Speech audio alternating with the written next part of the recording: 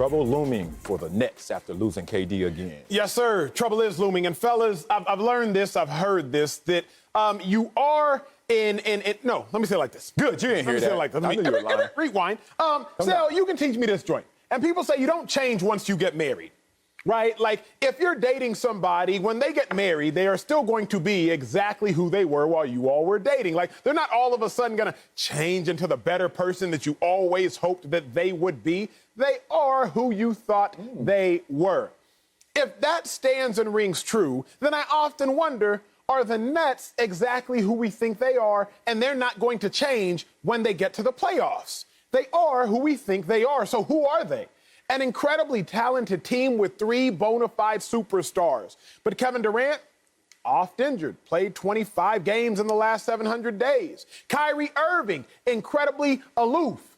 And James Harden, he's just a stud. He's just a dude. But if the one superstar who you can depend on if you are the Brooklyn Nets, James Harden, if that's the one you can depend on, that's also the one who chokes in the playoffs. Oh, don't do that. Because that's the one who in 2015 in elimination game went 2 for 11 from the field. That's the one who in 2017 in an elimination game went 2 for 11 from the field. That's the one in 2018 in an elimination game went 2 for 13 from 3 in a game where the Rockets missed 27 consecutive threes, a series they were up 3-2 and ended up losing. So, if the Brooklyn Nets are going to be in the playoffs, who they are in the regular season, that is great that you have 3 superstars. But one superstar in KD is not present because of injury. Another superstar in Kyrie is not present because of mental. And your other superstar who you actually can depend on has a propensity to disappear in the playoffs when it matters most. And for that reason, Nets fans have to be at least a little bit concerned. Yeah, trouble is looming not only for the Nets, but I suspect for our friend Marcellus Wiley. But I'll allow him to present his own argument. We've been talking about it all year long when it comes to the Brooklyn Nets, how powerful those big 3 are offensively, and the question remaining, how good can they be defensively? Because to this point, they have not been very good. I keep hearing about how they're getting slowly better and they're rising up. They're still 19th overall in defensive efficiency. But look, I am an open-minded person. I am willing to accept that things can change. But here's the rub on that. The one guy among their 3 superstars who could change the formula and the equation when it comes to their defense is Kevin Durant. Because he's the one guy who has demonstrated that he can play championship-level defense. I'm going to play a little game of Did You Know with you right now. Did you know that Kevin Durant, in the 2 years that he won championships with the Golden State Warriors, was their best shot blocker? Did you know that in the 2 years that they won championships, he was either their first or their second best rebounder? You take him out of the equation. Oh, I take that back. There's one more. Did you know that with LaMarcus Aldridge retiring, Kevin Durant is the best shot blocker, at least in terms of being prolific, on this Brooklyn Nets team? So if you want me to believe that the Brooklyn Nets are going to be a better defensive team when the playoff light goes on, then they have to have Kevin Durant. And Kevin Durant's availability this year has been suspect all season long, and this is the latest evidence. So yes, trouble is looming for the Nets. The question is, Marcellus, is it looming for you as well? The hell show are we on? I know, speak for yourself, but this ain't NBA Live. Stop talking about all these X's and O's. Let me tell you about the I's and U's. Yes, I've trademarked that, so don't try and steal it. No, trouble's not looming for the Nets after losing KD again. Let me tell you why. One, let's just frame this properly. This ain't nothing but the new load management, y'all. Y'all getting suckered. These players are not as hurt as they're advertising. This is flopping in the training room, because we used to see a lot of flopping on the court. So in my day, I told Acho about this before, and I tell you, Slick Rick, when I ain't want to go get it in practice, not games because we had too few games, but in practice, hamstring. You can't check that out and tell me that it doesn't hurt. back. Hello. Good luck with that one, too, coach and training staff. General soreness. Man, I'm just fatigued, coach. If KD would have got hurt in a playoff game with this thigh contusion, you know what he would have said? I'm good. But he knows the circumstances. Don't do that. Why would he want to go out there and fatigue himself in this moment right now? I'm going to tell you just like this. I believe in that. This is in response to the NBA clamping down on load management. Hey, we need y'all playing on nationally televised games. Hey, we need you guys always out there and no more of this load management. Players are creative. Players are smart. That's just my framework. So the old tendinitis of the yesterday's NBA, remember everybody had tendinitis? Nobody has it now. Only one person got tendinosis, and that's AD. And look how long AD been out with that tendinosis. Wink, wink. My point is, Kevin Durant, ain't nothing wrong with him. Kevin Durant and the Brooklyn Nets, nothing wrong with them. Let me remind you also, since y'all want to have a little NBA live show, that there are teams in history that have missed their star player and still went out there and won a championship. Let's talk about those Bulls. Remember, 98?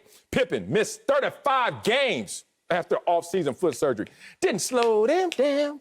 2012 Heat. Let's bring it a little more recent. He reaches. Chris Bosh missed 9 games in the playoffs. How'd that work out for him? Okay, 2020 Lakers. Rondo. And don't laugh at Rondo. 1, he's a Clipper now. But 2, that boy was important in the playoffs in the bubble. How'd that turn out when he missed those final 8 bubble games and then still showed up? The point is, what's the point? The Nets are winking at the NBA. And they're going to get the last laugh come playoff time. Trust. Sal, you know why I don't eat meatloaf? I don't eat meatloaf because I don't know what's in it. People, when they make meatloaf, they start putting all types of random stuff in it, and they expect you to eat it. You ain't never That's what lied. you did with your argument. No, it's You called said, gumbo. I'm going to grab a little bit of this nonsense. I'm going to grab a little bit of that nonsense. I'm going to grab a little bit of that nonsense. Pretty poetic. I'm going to sprinkle this in it, sprinkle a little What is bit that, of Salt Bae? a pinch of intelligence, Salt Bae. and you expected me and Slick to be like, oh, yeah, that makes sense. That makes sense. Why not? Slick, I'm as confused as you are. It didn't even taste good. It didn't taste good at all. I'm as confused as you are, Slick. So let me bring this back in, okay? good to me, homie. With the meal that's edible. Eat your cornbread. Sal, What? Let me tell you what KD's What? not going to do. What he not gonna do? If KD gets injured in the playoffs like he did against the Miami Heat, you want to know what Kevin Durant's not going to do? Rush back from the injury. Because you want to know what put Kevin Durant out for an entire season? Rushing back from an injury in the playoffs. So what we can all at least decide on, this 3 of us here sitting on the show, is that like that. if KD were to get hurt, the one thing we all know he's not going to do is rush back from the injury. Furthermore, maximum amount of games it takes to win just 1 playoff series. Mind you, to win a championship, you have to win 4. But the maximum amount of games it takes to win just 1 playoff series is 7. Y'all want to know how many games the big 3 have played together? Kyrie, KD, and Harden? What? 7. So it's going to take you 7 games to win 1 series. You got to win 4 to win a chip. And the big 3 have played just 7 together. And lastly, Sells, I look at it all. The Nets right now is the 2 seed. 7 seed is currently the Miami Heat, the same Miami Heat that just beat them, the same Miami Heat that were in the NBA Finals last year, the same Miami Heat that actually have a great, credible head coach, proven head coach who knows how to win games. We all talking this radical talk because it sounds great. But let these Nets run into the Heat round 1 and let Kyrie and KD keep acting up and acting out and getting hurt. Hey, it's not going to go like we all thought or like we even think. Excellent point, Acho. You didn't take that Miami Heat point far enough, though. Because how did they just lose to the Miami Heat?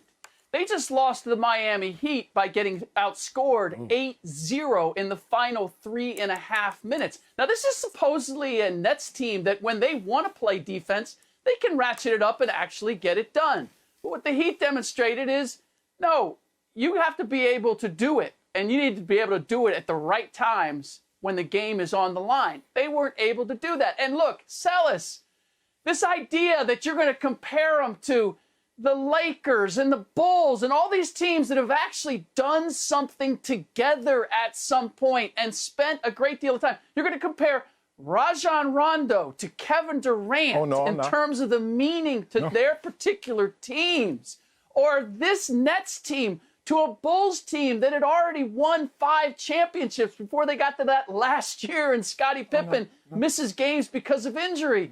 That, my friend, is false equivalence. You can't do that. The Nets need some games together to demonstrate that they have the synchronicity and the communication and the chemistry at the defensive end if I or anybody else is to believe that they're capable of playing championship-level defense. They simply haven't had that, and by the looks of it, they're not going to get it. And Marcellus, I understand this because this reminds me I bought these expensive pair of shoes. I just loved them. I loved them in the window. And I was like, man, these are awesome. They feel so good. And I kept trying to figure out what can I wear them. What can I wear them with? I invested in them. I gotta find a way to use them. I gotta style them. And I tried and I tried and I tried. And ultimately I realized, you know what? What? Those shoes just don't work. They just don't work. That's you and the Brooklyn Nets right now. Oh, you are clinging to the idea that they are the best team in the Eastern Conference. And we keep getting all this evidence that, you know what? No. This ain't working out. There's nothing that fits quite right here. And you're hanging on. I'm telling you, man, let go of the shoes. Let go of the Brooklyn Nets. It's okay. It's okay. I ain't let go of the shoes. What Spike Lee and them say? It gotta be the shoes. It gotta be the shoes. Trust me. Y'all making my point for me. And I knew y'all get distracted, detoured, and then dive into that ditch and say, I'm safe. And I'm like, yeah, you're safe. Stuck down there. Here comes the dirt on top of y'all heads. Here's the problem. They're the number 2 seed in the East. And they've only played 7 games together. Good Lord. So in life, especially in sports, you're judged by your competition. And y'all don't like to play the game in life. I do. I'm competitive as hell mentally. Everything I do is competition. Now, let's talk about the real competition. Eastern Conference. Ain't nobody out there scared of any other team. Think about this. The win percentage of all the other Eastern Conference teams is .564. Yuck. That's barely above 500. 2 of the 7 other Eastern Conference playoff teams are just 5 games above 500. Yuck! Who has the best record in the East versus teams above 500? This Brooklyn team. So my point is really simple. They're out there jogging. Everyone else is out there running full speed, and they're still right where they want to be. Just sitting there right behind the leader, letting it draft, making it easy on them. You take all the win. I'll just be coasting, waiting for that finish line where I'll pass you. And don't even talk about the West. I love my Clippers, and I like the Lakers a lot. But them Lakers been beat up this year as well. So 2 beat-up teams that potentially can meet in the finals, and y'all going to take the Lakers over this squad with this star power? Boy, stop.